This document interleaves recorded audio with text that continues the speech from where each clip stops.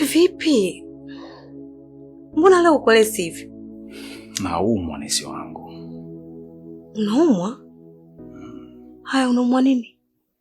Kale ka ugonjwa kangu. Yaani baba una vituko. Si umetoka kwa mkeo? Haya, ka ugonjwa gani unakoumwa wewe? So kila tabibu anaweza katibu kila maradhi. Kuna baadhi ya maradhi huwa na matabibu wake. Kwa aina ya maradhi ambayo naumwa,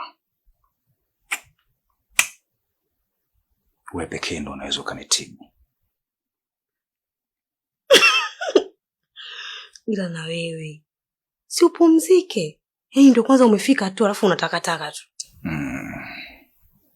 Kama ingekuwa ni pressure inanisumbua hapa nilipo, basi ingekuwa ni 300 kwa 200. Yaani muda wote naweza nikafa.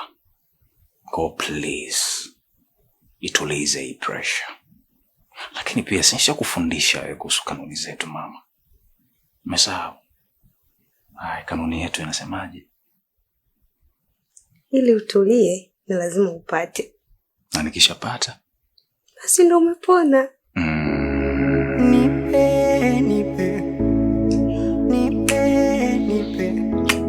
Nipe hesabu ya kukokotoa, tuishi milele jibu nikipa. Haya, twende maabara mgonjwa wangu nikakutibu. Mimi wacha nimetekwa mambo si ndo hayo sasa. Mimi